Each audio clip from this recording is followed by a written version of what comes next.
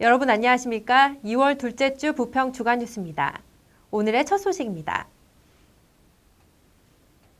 민선 7기 부평구의 핵심 공약 중 하나인 부평비전 2020위원회가 본격적인 활동에 들어갔습니다.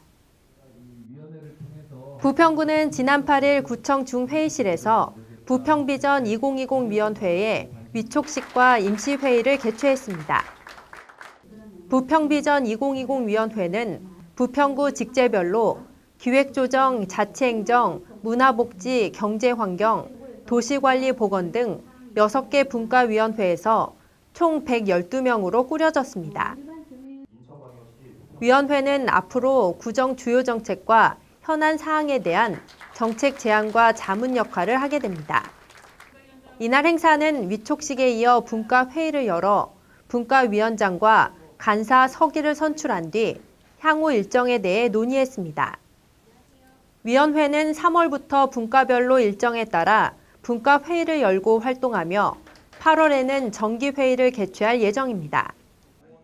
차준택 부평구청장은 부평비전 2020위원회는 향후 10년을 바라보고 분야별로 집중해 부평이 준비해야 할 과제들을 발굴하게 될 것이라며 미래 세대를 위한 대안 제시로 부평 발전을 이끌고 지역 문제 해결에 앞장서는 위원회가 되길 기대한다고 말했습니다. 부평구는 지난 11일 구청 영상회의실에서 인천신용보증재단과 소상공인 지원을 위한 특례 보증협약식을 체결했습니다. 이번 협약으로 인천신보는 부평구에서 출연하는 1억 원을 재원으로 삼아 12배인 12억 원의 특례 보증을 지원하기로 했습니다. 특례 보증을 받으려는 부평 지역 소상공인은 구의 추천을 받아 인천 신보의 심사를 통과하면 최대 3천만 원 내에서 보증서를 발급받을 수 있습니다. 구는 2004년 2억 5천만 원을 시작해 지난해까지 4억 5천만 원을 출연했으며 현재까지 219곳의 지역업체가 54억 원의 특례 보증을 받았습니다. 차준택 부평구청장은 이번 협약이 경기 침체와 최저임금 인상 등으로 어려움을 겪고 있는 소상공인의 자금난 해결을 돕는 마중물이 될 것으로 기대한다고 말했습니다. 알찬 방학을 보내고 싶은 분들을 위해 아이들과 부평에서 방학나들이 가볼 만한 곳을 알려드리겠습니다. 부평 안전체험관은 안전의 중요성이 부각되는 요즘 시기에 이론교육이 아닌 체험형 교육을 통해 사전의 위험성을 예방하고 대처 능력을 키울 수 있어 인기가 많은 곳입니다. 심폐소생술, 지진 시 대처 요령, 화재 시 대피 체험 등 실생활에 필요한 총 7가지의 안전체험을 할 수 있고 방문 전 인터넷 사전 예약을 통해 요일별 체험 일정도 확인 가능합니다. 소규모 인원으로 참여 기회를 높이고 실제와 비슷한 체험을 통해 아이에게 안전이 중요하다고 생각하는 시간이 될 것입니다. 부평 지역 도서관에서도 방학 기간 동안 유익한 프로그램을 많이 마련했습니다. 유아에서 초등학교 저학년 어린이들은 동수역 1번 출구 부근에 위치한 사랑밭 그림책 도서관도 좋습니다.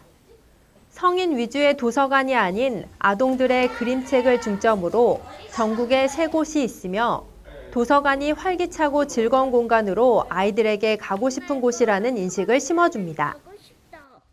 향후 도서 대여 서비스와 아이가 직접 만드는 그림책, 명작 동화 퍼즐 맞추기, 그림자를 통한 이야기 활동, 색칠 놀이 등 도서 관련 활동도 운영할 계획입니다. 재충전과 새로운 경험을 할 수 있는 방학. 새학년 새학기를 앞두고 의미 있는 겨울방학을 보내 좀 더 힘찬 2019년도가 되길 바랍니다.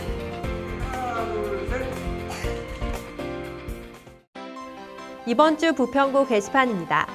지능 발달과 정서 안정에 효과적인 2019년 부평구 행복한 손바느질 태교 교실을 운영합니다. 손바느질은 스트레스에 반응하는 호르몬 분비를 감소시켜 임신부의 심리 정서적 안정에 도움을 줍니다. 태교 교실을 통해 육아용품도 직접 만들어 건강한 아이 출산하시길 바랍니다. 부평구에서는 해마다 구민들에게 텃밭을 분양해 직접 채소를 가꿀 수 있도록 도와드립니다. 1세대당 1구획을 신청할 수 있으며 1세대에서 2명 이상 신청할 시에는 당첨에서 제외됩니다. 직접 땅을 갈아 농사를 짓는 것만큼 뿌듯한 건 없다고 하죠. 부평구에서 경작의 달콤한 기쁨을 꼭 맛보시길 바랍니다. 이상으로 2월 둘째 주 부평 주간 뉴스를 마칩니다. 시청해주신 여러분 고맙습니다.